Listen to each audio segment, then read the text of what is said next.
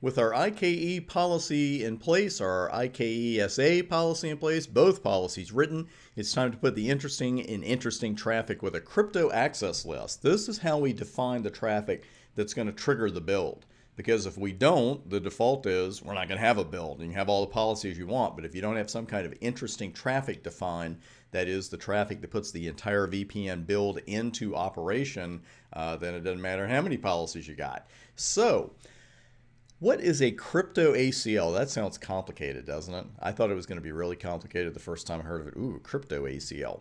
Well, it's a crypto ACL is simply an extended ACL. That's all it is. It's going to be applied very differently than anything you've seen before. And by the way, a crypto ACL has to be an extended ACL. It cannot be a standard, as we'll see live here in a few minutes. Thing is that the purpose of the crypto ACL depends on whether the ACL is being applied to outbound or inbound traffic. These are very important rules. For outbound traffic, a crypto ACL permit indicates traffic that will be protected by IPsec. A crypto ACL deny applied to outbound traffic indicates traffic that will not get IPsec protection, but it will still be transmitted. And I say it like that because it's so easy. Your mind's eye sees a deny. It's like, okay, that traffic's not going out. We know better. The traffic's still going out. It's not being denied transmission. It's being denied IPsec protection. That's what we're talking about here with a crypto ACL. What about inbound traffic? Well, one purpose and one purpose only, and that's a permit statement. A crypto ACL permit indicates traffic that is expected to be IPsec protected upon arrival. If it isn't, then that traffic is dropped.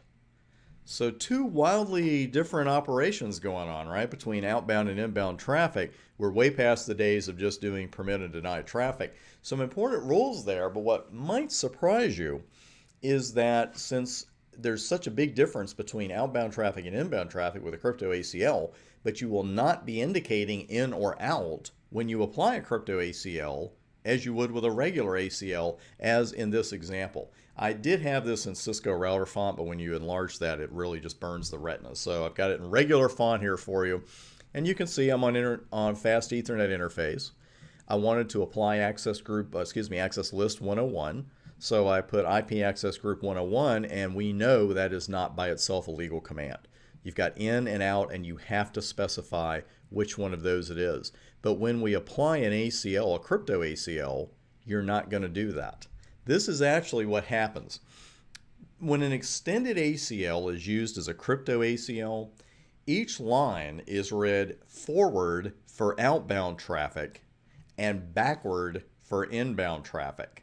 And I've got this on the board for you. We'll write it on the routers as well. But on router 1, access list 103, permit IP host 172.12.123.1, host 172.12.123.3. Source destination, we know that it's an extended ACL. We know the syntax. Now, when this is part of a crypto map, the ACL, again, it's read forward for outbound traffic, and it defines interesting traffic. And that VPN is going to go up when traffic sourced from 172.12.123.1 is leaving the interface for 172.12.123.3. It's going to trigger the VPN build, and that traffic will be IPsec protected. So far, so good. But when traffic comes back, the ACL on router 1 is read backwards, where the source is 123, the destination is 123.1.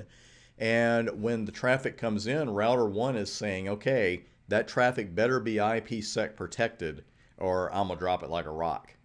So while the ACL we write is just like the extended ACL we've written everywhere else, well, the operation of it and the application of it is a lot different. So what I'll do is write this ACL on router 1, the one we just discussed, and a mirror image, not an exact copy on router 3, where the one on router 3 is going to be permit IP host 172.12.123.3, host 172.12.123.1. So both routers will then be able to build a VPN with that interesting traffic.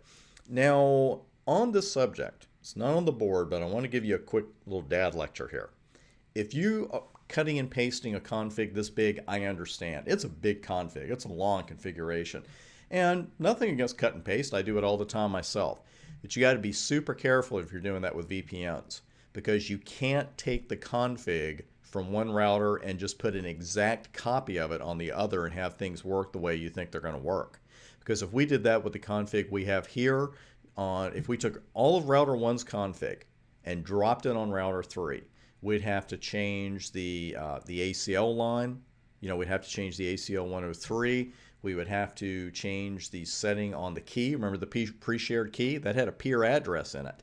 And we had some other things in there that we would have to change, and you'd have to change this ACL. You got to watch it, because if you are cutting and pasting, you need a mirror image on the other router, not an exact copy. So personally, I think it's easier just to go over to router 3 and config it from scratch. If you really hate to type, I understand that. But my point is, you tend to let yourself in for more troubleshooting than you should have to do if you're copying a VPN config from one router to the other and then just trying to catch all the little edits that you have to make. Okay? One more warning, and this is from Cisco and for me, and it's something that we're going to do here as far as permit host.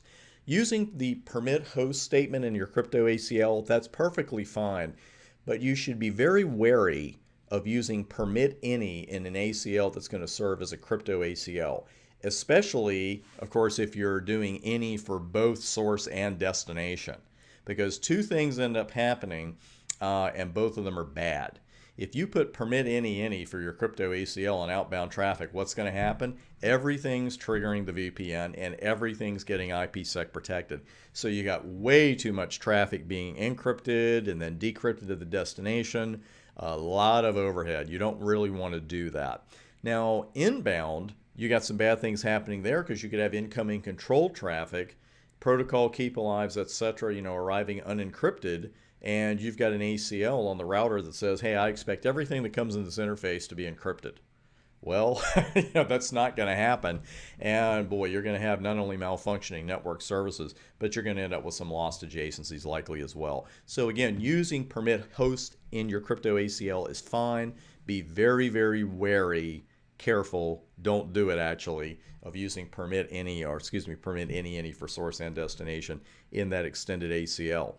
Those are the rules of the crypto ACL, and coming up next, we are going to configure it and put those rules into action.